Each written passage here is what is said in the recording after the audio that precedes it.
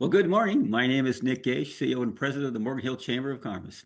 On behalf of our entire team, I'd like to welcome you to the Morgan Hill Chamber of Commerce's BizDev series of educational workshops. The goal of our educational series is to inform and educate our business owners and community about today's relevant topics that impact them today and in the future. Now, as I am privileged to introduce today's workshop, I have to say we're excited to announce that today will be the first of 3 workshops with the Santa Clara County Open Space Authority, with a very specific emphasis on conservation, the beautiful open space preserves, and today's topic, wildfire resistance.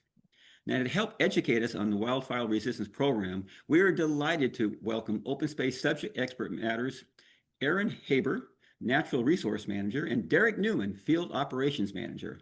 Aaron and Derek will share information and insights on the impact of proper wildfire resilience activities, and more importantly, how we can all contribute to protecting and preserving the incredible natural, cultural, and recreational assets that coalesce to enhance the quality of life for all of us in the Santa Clara Valley. So with that as a quick backdrop for today's workshop, Aaron and Derek, the baton is yours. Great, thanks so much. Let me share my screen here. There we go. So welcome once again. I'm Aaron Ahebert. We'll introduce ourselves and we're going to talk a little bit about wildfire preparation and response and what the Santa Clara Valley Open Space Authority does in this space. And this presentation is a little bit biased towards Morgan Hill, but we can talk about the rest of the county too. Let's see. All right, so we're going to talk a little bit about sort of a changing climate and what that means for wildfire and just some of the kind of local weather information. I'll cover that. We're going to talk about the Santa Clara County Community Wildfire Protection Plan.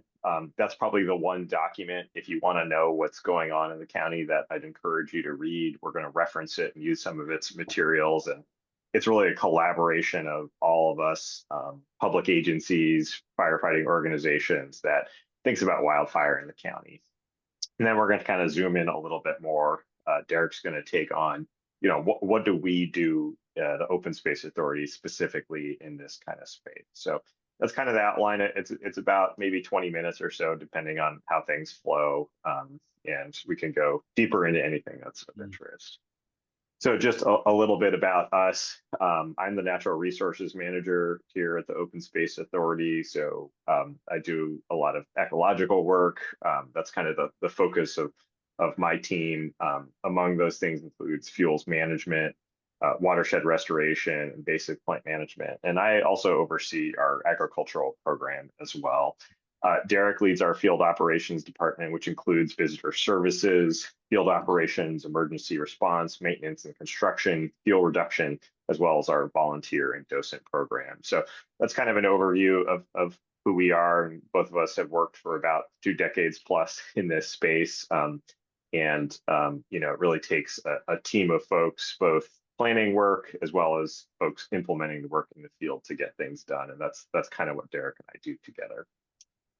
So just a little bit about a changing climate, and a lot of this work is from this guy, Daniel Swain, Weather in the West, or weatherwest.com, and he's a real climate nerd, and his work is a lot about communicating the challenges of a changing climate to the general public.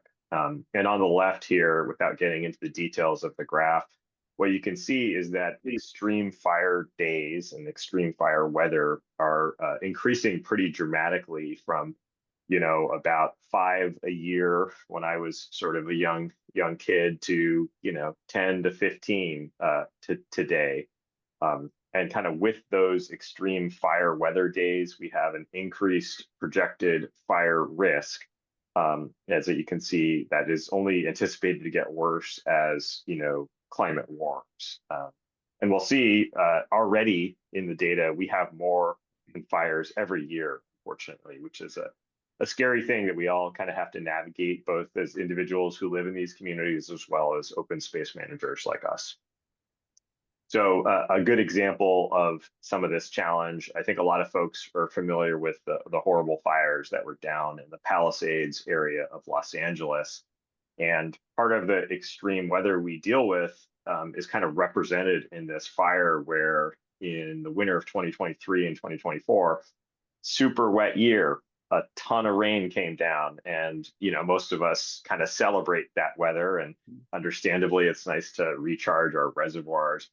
But one of the effects of that is we have a lot more vegetation growth that comes up in the following year in response to that rain, which can then be a fuels management challenge. So in that case, extreme wet weather followed by extreme dry weather, particularly in January and December of 2024 and 2025.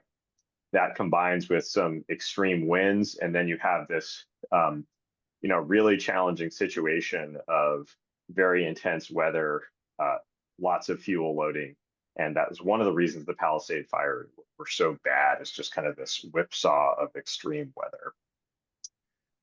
So in our area, it's interesting, the kind of average rainfall hasn't really changed a lot over time. You can kind of see that in the top left graph. But the variability in our climate has changed a lot. And that's kind of this idea of like more often we're going to have droughts followed by extreme flooding. And I think most of us who've been in this area in the last 20 years or so have kind of felt that and seen that.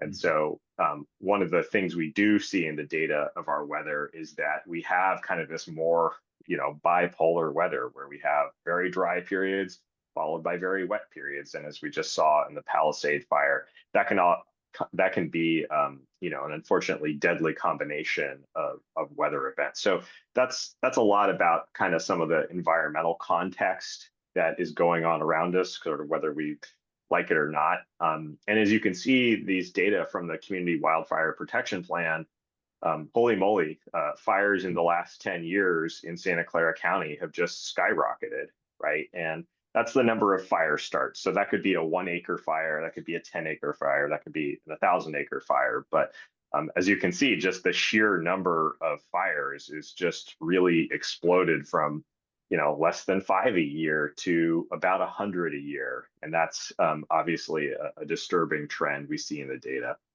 Most of these fire events, as people kind of generally know, are concentrated in the drier season. So in the June, July, August, September, people start most fires.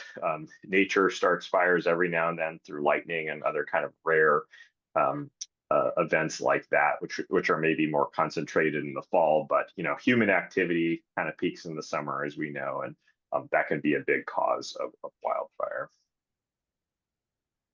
So one of the things we do at the Open Space Authority is deal with extreme weather, and our lands, nature really serves as kind of that first line of defense, right? Where communities are totally developed in rural lands, there's just a constant tension between that development and extreme weather, whether it's flooding or fire. And one of the things we do at the Open Space Authority is buy and protect land that is on this so-called wildland urban interface that we'll talk about in just a little bit. But kind of having nature buffer communities like Morgan Hill from these extreme fire events is one of the sort of major ecosystem services that open space lands provide to the community. So the fight isn't in your backyard, but instead it's in the open space that might be in the hills above, say, Morgan Hill. So I want to talk a lot about the Community Wildfire Protection Plan. This is kind of the best single document, I think, for folks to look at. It's, maybe a little bit technical. It's not like a flyer that you can get in your home or something and understand. But if you want to go a lot deeper and understand what practitioners and what the county is doing, you're collectively doing, this is the best place to look. So just to name the organizations, the county, Santa Clara County Fire, CAL FIRE, the Fire Safe Councils, Mid-Peninsula Regional Open Space District, Santa Clara Valley Open Space Authority, all these kind of entities working together to kind of plan collectively, where do we need to do this work? So these are some of the figures from that document.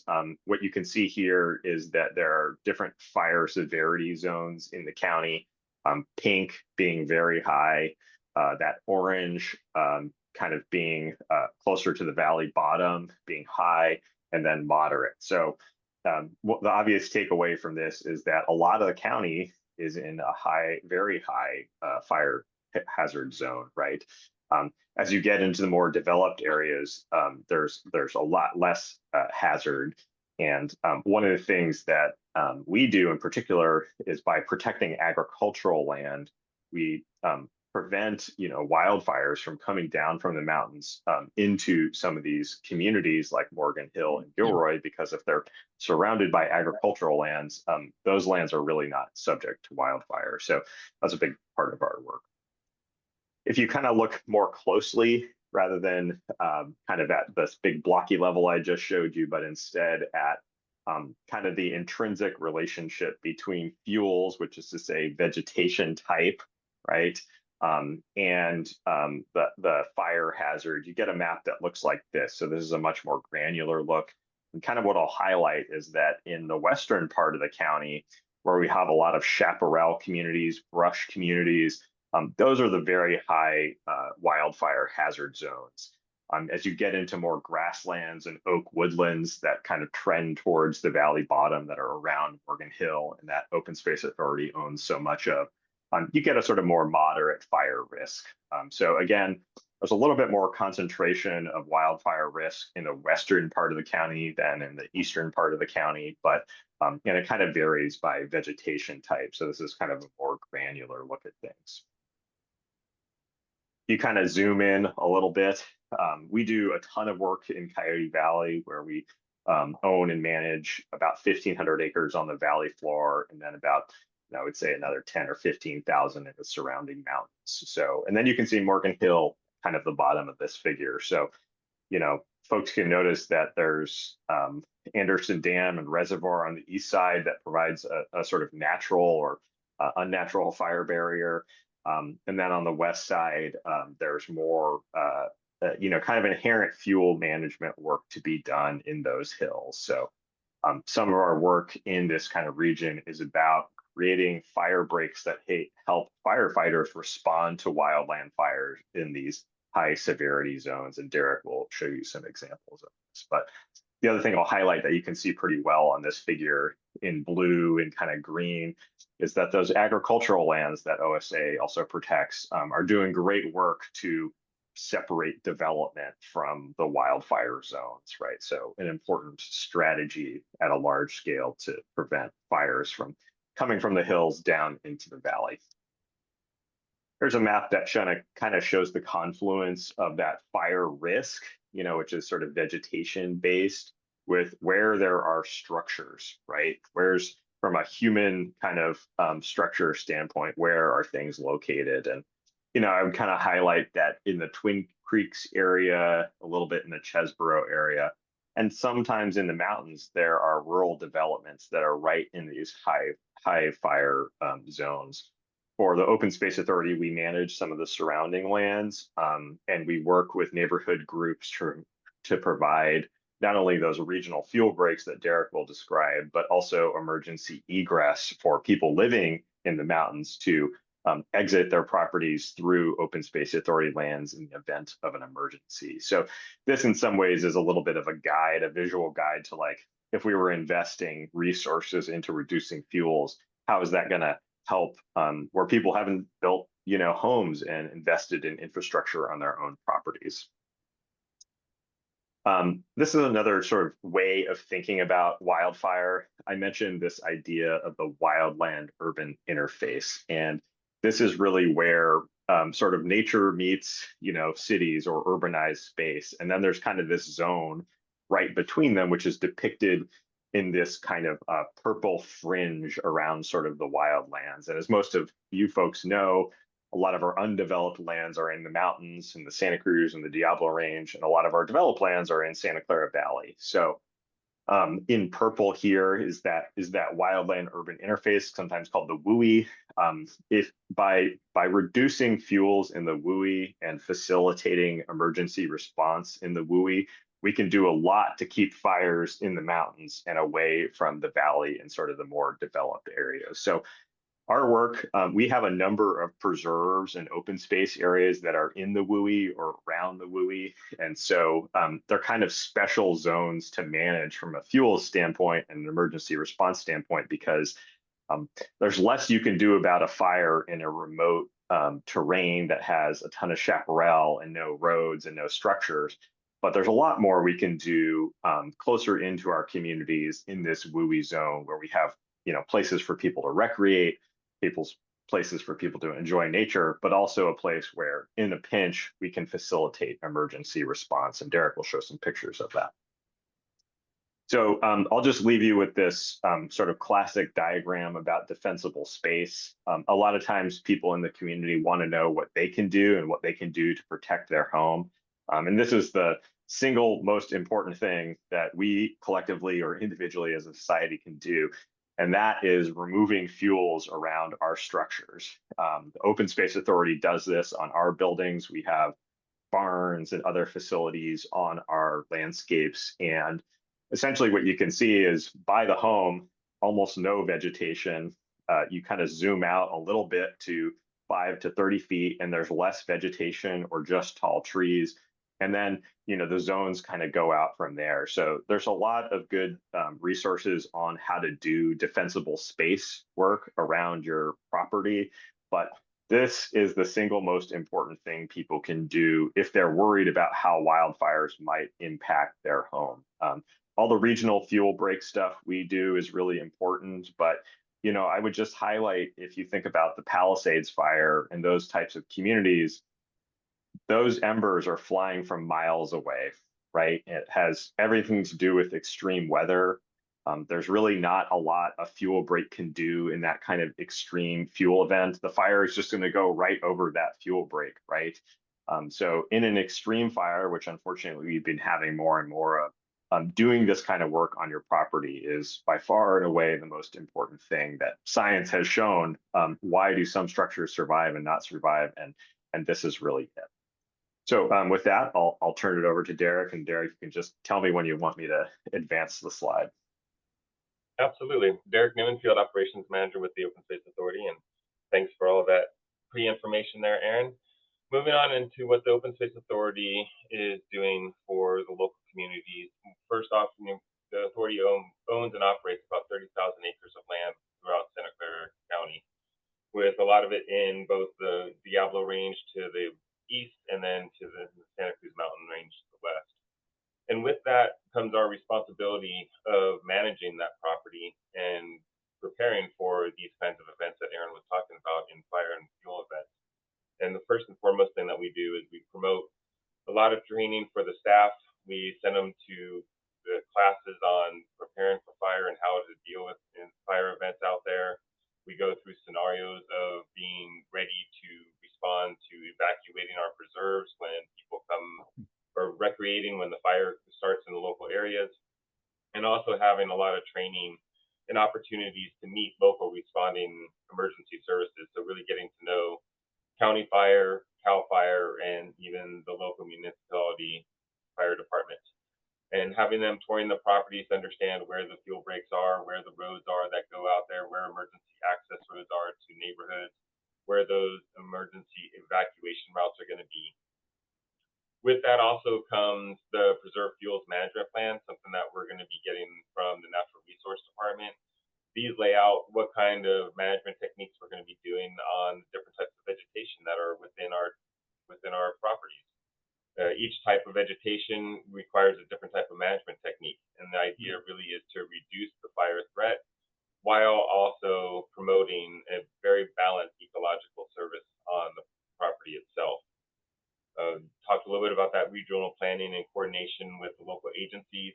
A lot of times where our staff are out there and we're spending time with those responding agencies on the ground, showing them the infrastructure that are out there, siting areas where we can provide landing zones for helicopters, understanding the water needs from the responding agencies, directing them to where we have water tanks that can be used in emergency situations for putting out fires, as well as understanding the evacuations and how we want to proceed with that. And even looking, future forward, where a fuel break could be installed or maintained in that. And one of our biggest things I think we do really well is working in partnership with a lot of our agencies out there, and especially with the Fire Safe Council, promoting their work on our properties as well as the adjacent communities up in the Santa Cruz Mountains and the Diablo Range, and then working with local road associations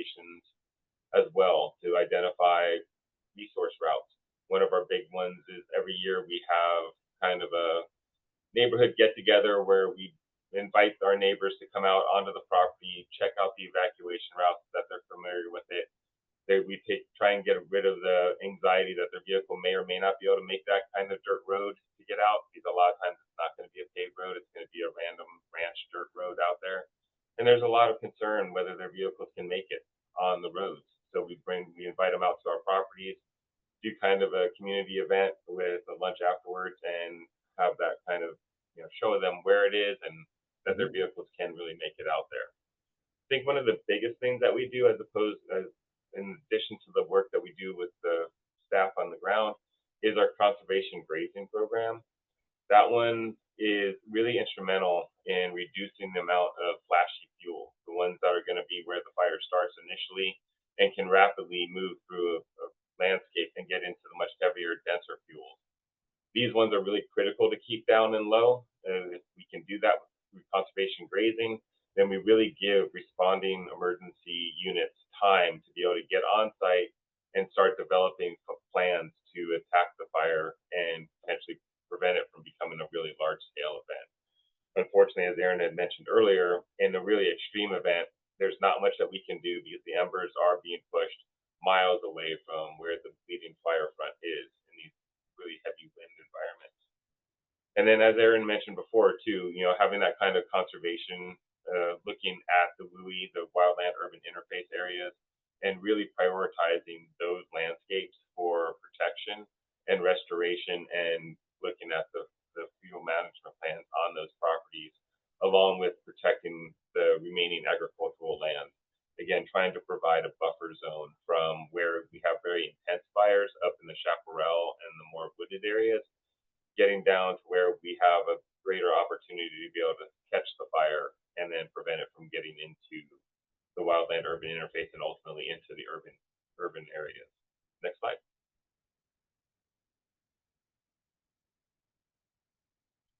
So some of the things that we do out there, we were looking at the fuels management cycle. So we're looking at what we can do to provide for that reduction in vegetation, that continuity of fuels from one zone to the next. Aaron showed that really great graphic about protecting around defensible space. A lot of it is about having a break in the continuity of the fuels. So there is not that kind of like ladder fuel that can go up into the canopies or even horizontally across the ground. One key thing that we do is maintain the fuel breaks that are out there. These are generally ranch roads that are designed along ridge roads. Really great opportunities to basically catch the fire at those fuel breaks. Really great location for the responding fire units to be able to fight from, and even potentially start back burns off of them. That is, one of the ecologies of fire. It's going to travel faster uphill and slower downhill. So if you catch it up on the top of the hill, then it prevents it. You have time as it's creeping up or going down to be able to build that fire line and fuel break in there. Another key thing that our staff is constantly doing is working on the road access and brushing out the vegetation. Again, just basic maintenance and management, and this can be done by any property owner out there that has any kind of structure and or home up in the mountains and in the hills. Maintaining your vegetation and keeping that vegetation from encroaching on the roadways is critical in allowing, one, for emergency personnel to get easy access to the property, but also for easier sight lines, and also reducing the amount of heat that's coming up from the fires on either side by not having the fire vegetation or the vegetation really close to the side of the road, where it's going to hinder easy access out of the location. Another critical thing that we do in conjunction with the Natural Resources Department is invasive species control. People think, what's the big deal about invasive species? They're all over.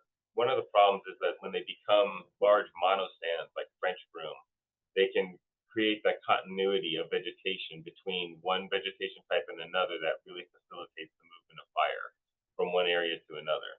So trying to go in and identify these areas where the invasive species are creating that kind of continuity and then removing them from the landscape is one of the most critical things that we can do. And again, it's something that landowners in the area can really help out with, is looking at what your ecology is around your homes. And if you have really large stands of invasive species that are creating that continuity of fuel, you really coming up with a plan and trying to remove those types of species from your properties. But I mentioned earlier, talking about helicopter landing zones, ensuring that we have those out there so that fire personnel can move in and out and can also be used for evacuations. I think one of the biggest things that we do out there are the next three, which is, really thinking about red flag days when those happen. Again, NOAA, the National Oceanic Atmospheric Association, is a really great resource. They have fire weather on their website. And with that, it predicts when we're going to have the conditions that are right for really bad fire days. These are called red flag warnings and red flag, what's the other one? I can't even think of it right now. There's two of them. But there's two types of emergency kind of like preparedness, being prepared for future fire weather that's going to be coming out. During these events, the Open Space Authority really stops doing maintenance type aspects and goes into providing the service for the public, being out on site. We usually have staff stationed at high points on the property, looking for those first signs of fire in the area when we're to get there, and really positioning our staff to be able to be responding to the visitors out on the site, but also, again, responding emergency personnel. And then looking at, through the Natural Resource Department, the annual health of our grasslands. The healthier the grassland is, the more resistant it's going to be to fast-moving flashy fuels in the fire. So really being proactive with the management on the landscape and looking at what the landscape is doing and performing techniques out there that can reduce that. Sometimes it's moving the cattle in different areas. Other times it's more mechanical in nature by the Open Space Authority's field staff and natural resource staff to reduce those fuels. Next slide. One of the things that we're looking for right now is, along with the Fire Safe Council, was this work that was along Summit Road. Here we have an excavator with a masticator head on it, and it's removing the vegetation along the road edge. This is Summit Road here. This is also indicative of just about any other kind of fuel break that we would have. We would be doing the same type of work. Notice how the vegetation on the uphill side is removed about 20 feet from the edge of the road, and that same reach is coming down on the downhill side. These are perfect examples of what a fuel break would look like. Some would look at it and say that's a destruction of vegetation, and it may look terrible when it's being done, but the end result really is about the protection of the natural landscape as a whole, as well as structure protection as well. So this is one of those ones that is really critical in maintaining this. Here's another example of the fuel break before and after, before on the left, after on the right. And you can see again where that fuel has been reduced down. Imagine if that was a fire on the left side. You have the flames right at the side of the road. It's going to be hard to evacuate, and it's also going to be hard to go for direct fire attack off of this. Having these vegetative barriers is really critical in allowing responding fire emergency units an ability to be able to, one, travel to and from the location, but also actively fight the fire from the sides of the road and not have to worry about their safety. And this is some of the partnerships that the Open Space Authority works with. Again, we were part of the CWPP, which is the Community Wildfire Protection Plan. We work with the Fire Safe Councils as well, looking at the road associations of the local neighbors that are up there and in really direct communication with them. Looking at the West Santa Clara Landscape Resiliency Project and how we can fit into that. And again, thinking about the better the ecosystem is being taken care of, the more it's going to be a direct benefit to being prepared for these extreme events for fire. Another key partnership is the Santa Cruz Mountains Stewardship Network. This is a very wide-ranging network where it's the entirety of the Santa Cruz Mountains. So it's not just about our local, but it's also about what's happening outside of our boundaries.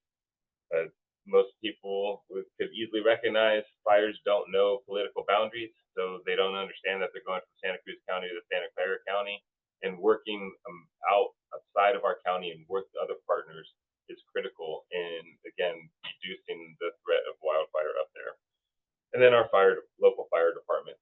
I can't say enough about working directly with the responding units and getting to know them, providing them maps, getting them out on the property with our staff to really see the landscapes ahead of time before we have an event. So the first time that they're going out to our property is not in responding to a fire, not understanding where all the resources are that they can be using to help them fight that fire.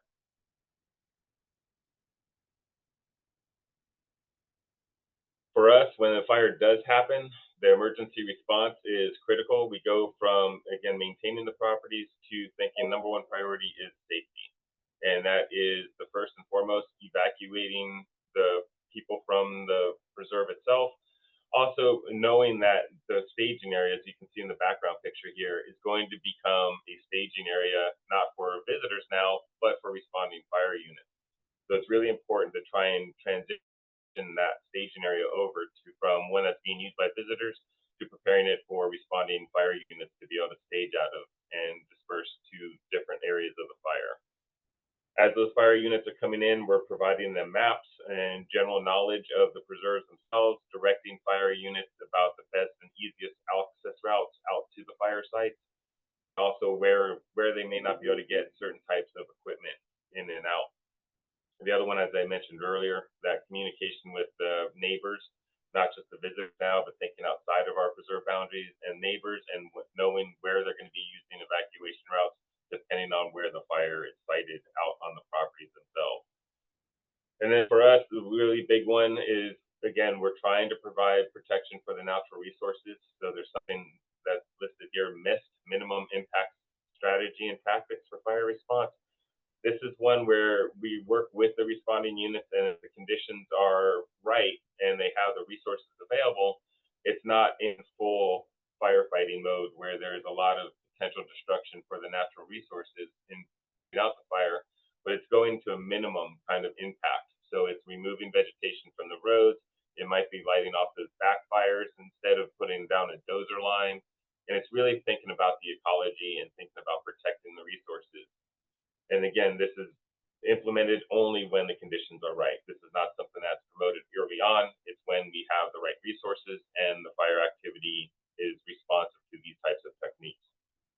And then after the fire is over, a lot of times the authority staff are assisting our responding units by being out there monitoring the fire lines, giving them a break and letting them be able to go home, get some rest before they're back on shift again in a few hours after that. So we do provide direct monitoring of fire lines and then watching for hotspots throughout the night and throughout the day, and providing the CAL FIRE resources that are much more needed elsewhere, that ability to be able to move to different locations and where their expertise is needed. Next slide.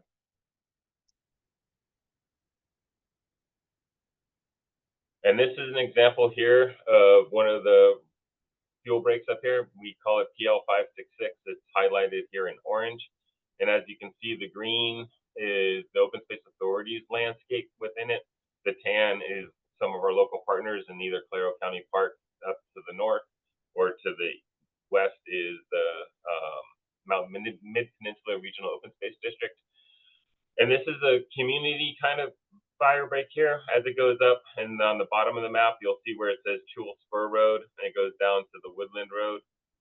There's a lot of communities in there as well, and then even further south, the Loma Chiquita Road, which has a high density of structures all along that.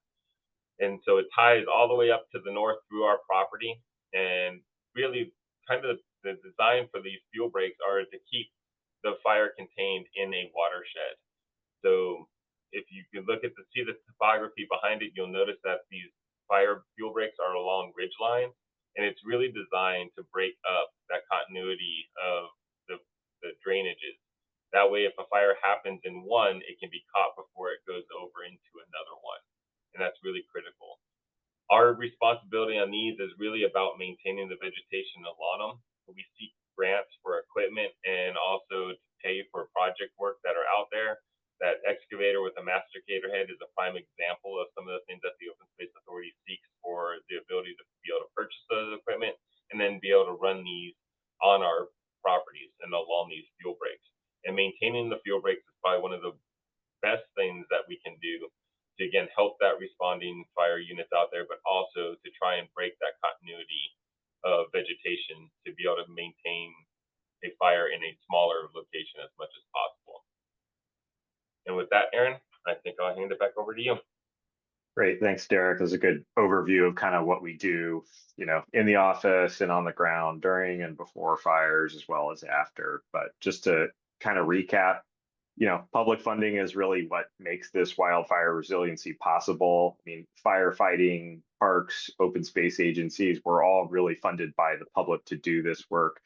And for the Open Space Authority, we really leverage that funding that taxpayers give us by pursuing grants to, get as much out of that dollar, that folks in Morgan Hill are paying into the Open Space Authority. And then we're going after state and federal grants to kind of leverage your taxpayer dollars to do this work.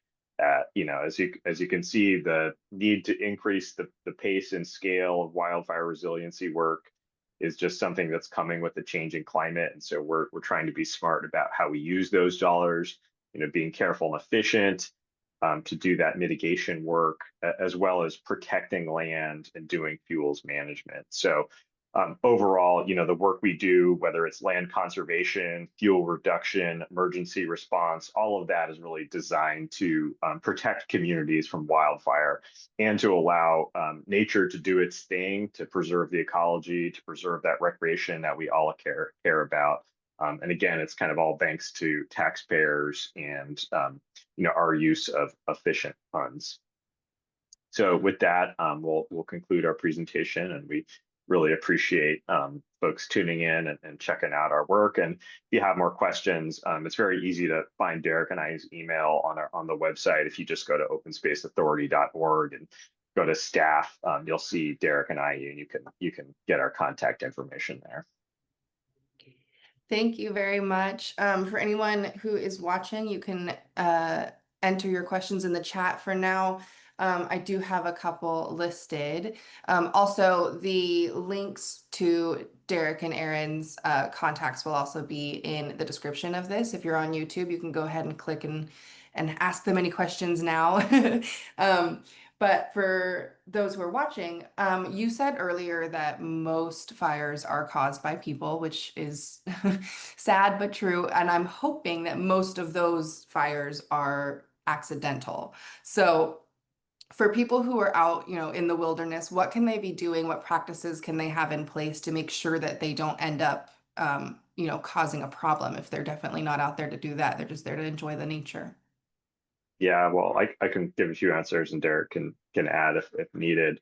Obviously we have no smoking policies in our preserves just because we don't want ignition sources. So, that's an obvious one. And, we all have, teenagers in our lives who make bad decisions, but, really discouraging that behavior, I think, especially during the summer season and those red flag days that Derek was talking about. I think just paying attention to those red flag days is a big deal too, because you just want to be extra cautious with kind of everything you're doing, because I think as we saw with the Palisades fire, things can get out of hand really quickly in the wrong type of weather conditions. So just to be really mindful of that.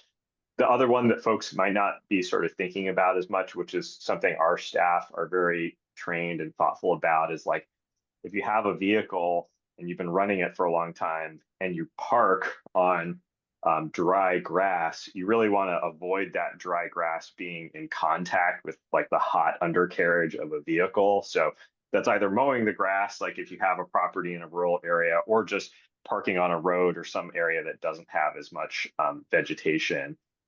Obviously, cigarettes out the window, those are a pretty common fire start, especially near roads and stuff like that. So unfortunately, a lot of our fires are started near roads through that or crash or other types of things. So those are the kind of the basic stuff that individual people can do to reduce fire risk. I think you're all familiar with the risks of 4th of July and fireworks. That probably doesn't need to be elaborated on.